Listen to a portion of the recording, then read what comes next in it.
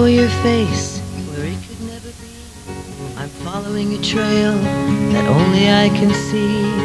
Raising waves of heat, I press on in tiny bursts of speed. Named in my pursuit, I pay the fetishist admission. The longing that I feel drives me mad with no direction.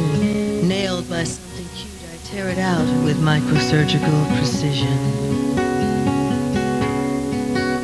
Incender, drop some gas on the ember. Lightning goes to ground.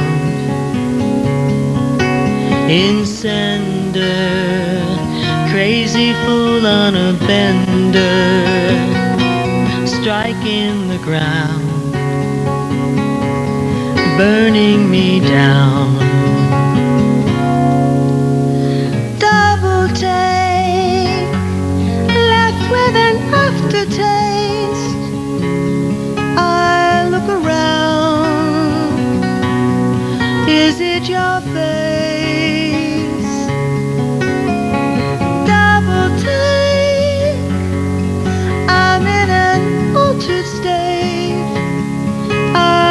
Around, is it really you? Another flash of face, igniting and familiar, pulls me by the eye to the perimeter, riveting my gaze. Is that your face in the crowd? Incender, drop some gas on the ember. Lightning goes to ground. Incender, as if a slap in the face, striking the ground, burning me down. Double take, left with an aftertaste. I look around, is it your face? Double take, I'm in an altered state. I look again, is it really you? I fell away, I'm in an altered state. I look again, is it your face? Double take, altered state. I look again, is it really you?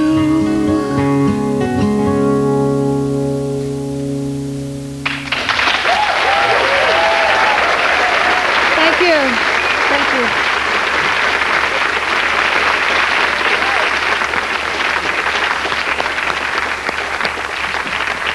That was beautiful. Deborah, what is all this about no stage presence? Because I always thought you were sort of kind of groundbreaking front woman because you had beauty and attitude, which is, you know, very potent combination and very rock and roll. Do you feel like you didn't have stage presence at the beginning and you got it along the way? And how do you do that? How do you learn that skill? I guess it's just, Pain you know, and suffering. yeah, developing, you know.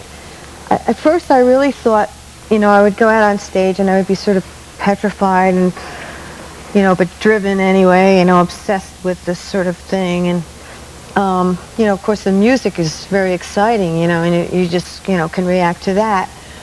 But then I noticed that, you know, I expected, what finally dawned on me was that I really expected the audience to make it happen for me.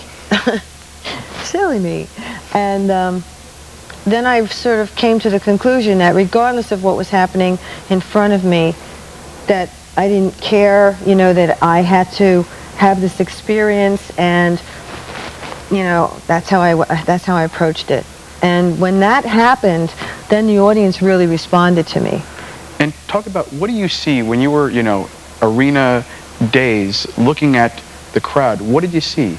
You know, do you see the crowd? Do you take it all in? Do you just focus in on the first row?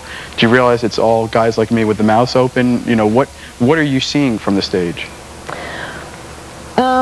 Well, I guess at first, you know, you sort of are dealing with, you know, the crush zone, you know, the diehard fans, and, you know, they're always great. They always make you feel great, and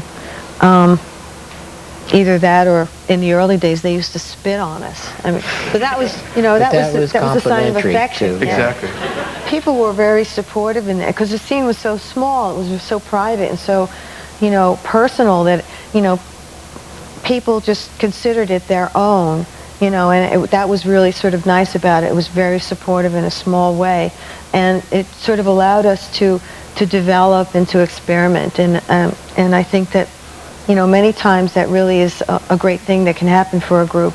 You know, besides you, I guess my favorite group would be the Ramones of that sort of scene. Musically, there was a lot of similarity, playing with sort of trashy pop, you know, sounds, and then making them really something new and giving them a new energy. Did you feel a connection with the Ramones? Well, yeah, I guess so. I mean, I just adored them. Yeah, I think we were kind of awed by the Ramones. Yeah. I thought the Ramones were much better than we were initially, because they really had their whole. We developed our act over a period of time, and it was, you know, based on a lot of the eclecticism. But the Ramones really were solid when they came in, even when it was still very ragged and they weren't, you know, as tight.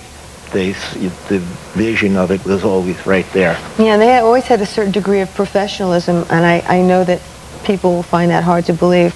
I mean, they just knew about how to do their show, you know, how to promote themselves. They were really just smart about it. They really knew about the business. They were smart about that, but I think Blondie probably set, you know, the record in terms of imagery and the use of imagery and the power of using imagery.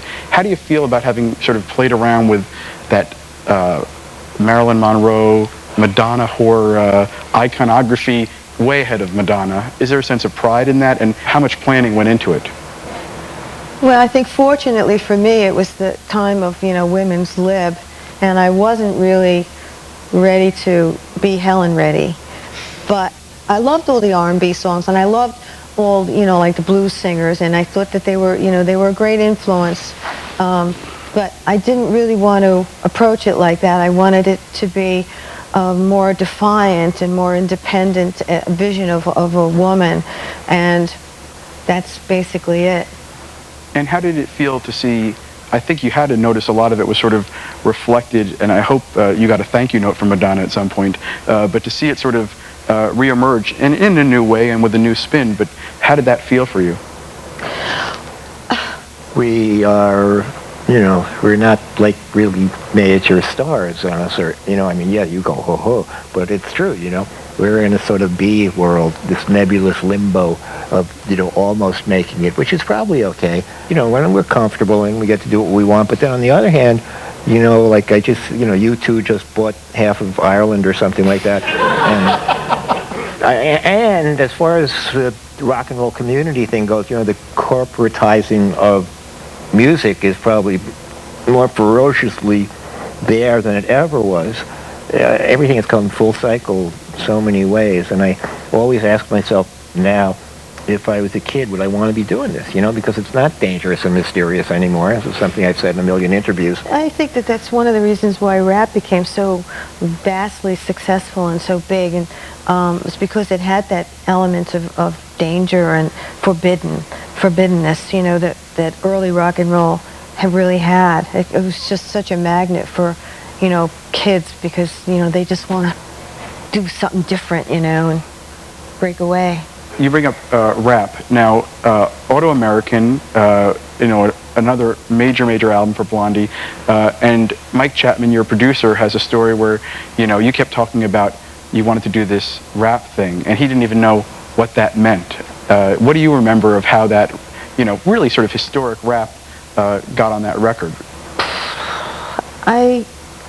The thing that bothered me about it was that I wanted to make it better, and Mike was just so happy that we had it at all.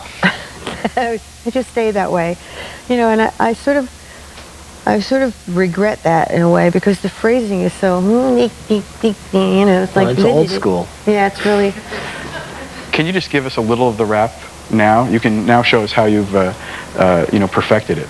Because I think it's important to, yeah.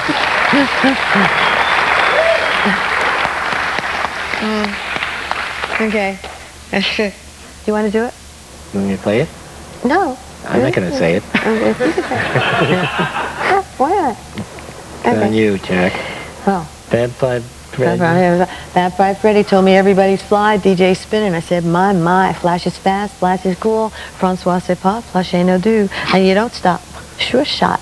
Go out to the parking lot, get in your car, you drive real far, drive all night till you see a light. Comes right down, lands on the ground, and out comes the man from Mars.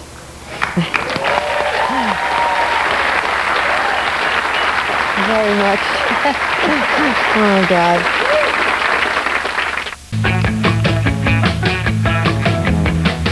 Let's hear a song from the No Exit record, Night Wind Scent. Okay.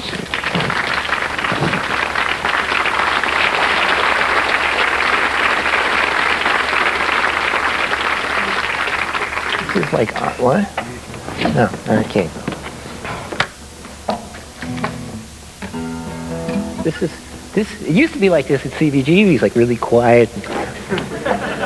Go on. No, it was. There was a period that reminds me of this. Yeah, the only time it was quiet at CBGB's was at the end of the night when everybody was so drunk. Yes.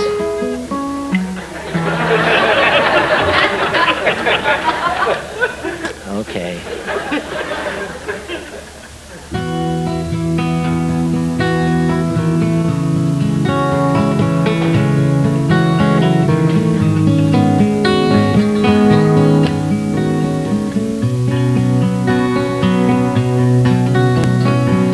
Your music by the night wind scent awakes my quiet instrument. In the silence of your steps, I can see into the depths. Messenger of sympathies, my heart beats loud in ecstasy. When your shadow falls on me, a silhouette reality, and I chase every night after you, and I chase after you.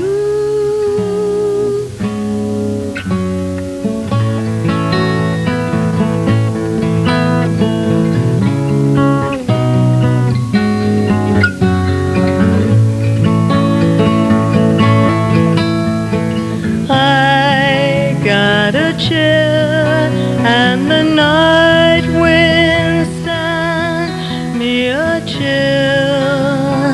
and the night winds sent me a chill.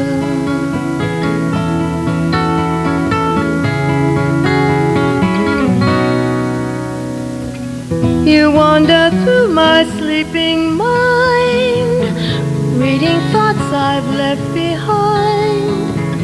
I always know when you've been there. Tangles of perfume fill my hair. Your music by the night wind scent awakes my quiet instrument. In the silence of your steps, I can see into the depths.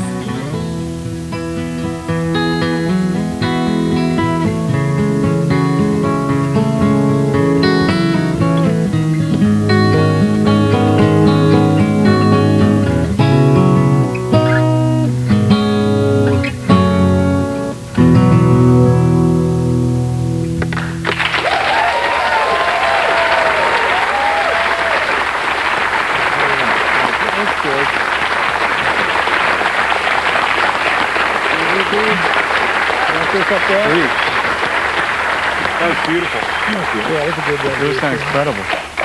Since this is a show called Musicians, Yeah, that's a good tell me about the musician. Paul Carbonara. That one over there. That's Paul Carbonara. Paul Carbonara. He's got a great attitude, and he plays really nicely, and he's a very diversified player. Yeah, it's really easy to get along with, unlike... And he laughs at all our jokes. Yeah. Right. Even if Yeah, it's they're a really not good good. audience, too. Yeah. That's the key to the gig. Talk about having a band that's formed around a couple is a unique dynamic, and I imagine a difficult one. What's it like when you have a voting block of two and you try to form a musical unit around it? How does that work with a band? Well, I think bands have to be a monarchy at worst, or a dictatorship. I mean, you can't have a democratic thing. I mean, just nothing will ever get done, unless maybe if you have an odd number of people. But it's just impossible. If everybody gets to say, especially with musicians or people who are of an artistic bent, just forget about it. It's just not going to happen. So somebody has to be calling the shots. As I understand it, I think you've said before that the band exploded and then you sort of physically exploded.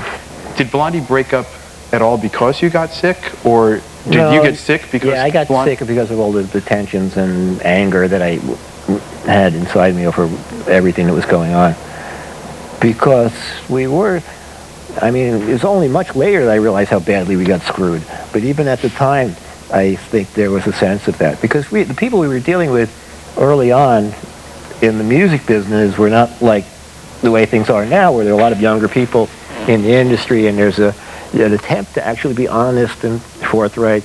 You know, it may just be an attempt, but at least that's there. We were dealing with this brill building mentality, if people know what that is. You know, it's the old surf, type thing. Well, we were very idealistic, and we had no business sense or, experience. And none of us came from showbiz families, so we had I think that helps a lot. Yeah. And we had, I don't know, how many different managers did we have? We just sort of kept changing managers, and it was just a big, goof from the beginning. I mean, I was sort of doomed, business-wise. If you can explain what disease... Excuse me. Choking. I had this thing called pemphigus vulgaris, pemphigus is Latin for blisters. And I was 3 months in this one little room, and I had amazing astral visions and all kinds of stuff that are tied into it. So I can't say I really regret it. But then my personal psychology is one of, feeling safe with them in bed being taken care of. So that's like a lot of people like that. Stop coughing. I can't help it. I'm choking. Who was it who took care of you? Debbie took care of me.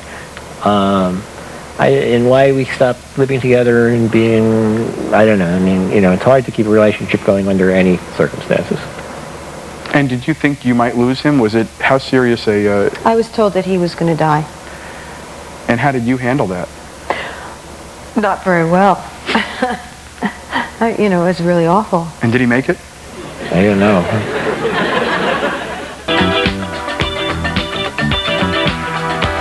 We have last two questions, and we're going to hear another song.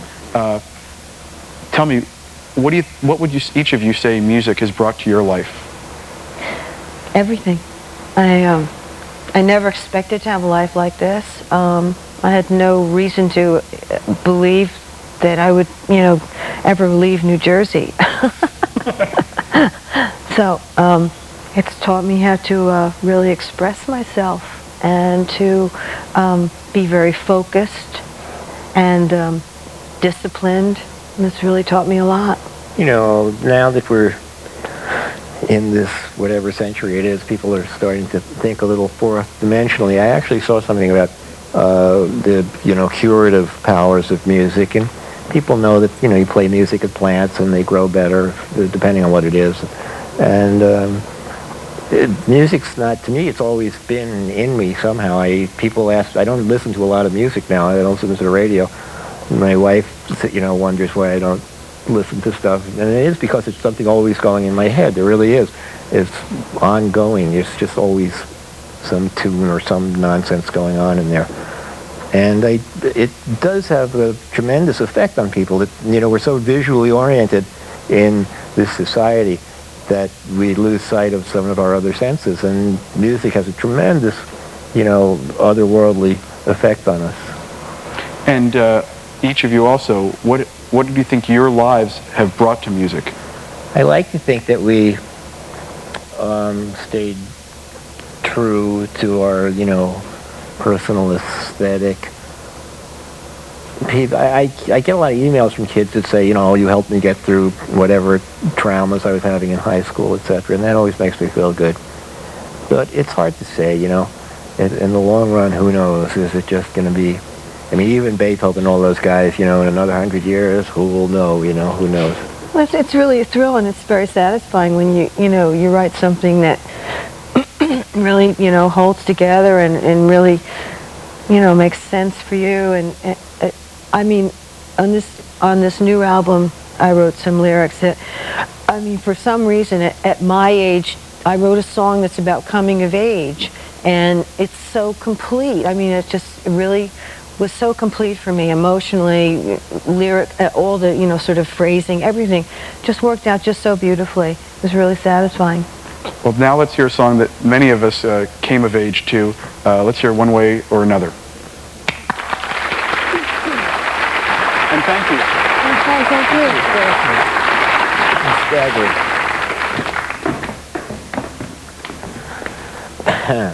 Are you okay? You're still choking? I'm still choking. No, I'm okay. Remember it?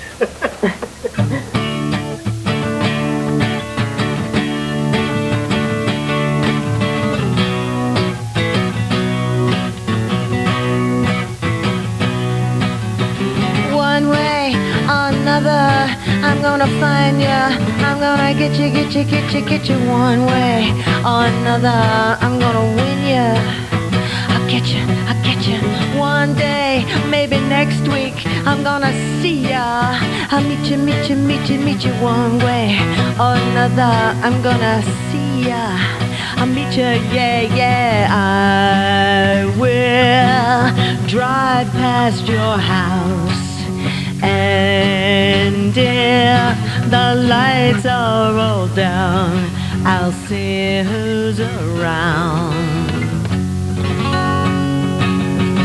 One way or another, I'm gonna find ya. I'm gonna get you. One way or another, I'm gonna see ya. I'll meet you one day, baby. Maybe next week I'm gonna see ya. I'll meet you one way, baby, or another. I'm gonna, I will. And if the lights are all out, I'll follow your bus downtown, see who's hanging. Ow!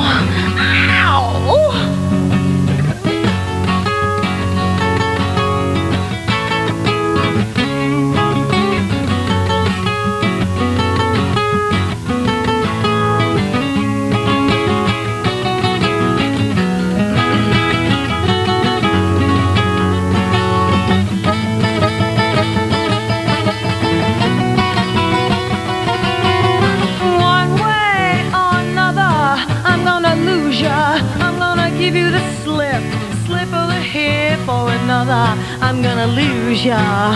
I'll trick ya, one way or another, I'm gonna lose ya. I wanna trick you one way, baby, or another, I'm gonna lose you. I'm gonna give you the slip.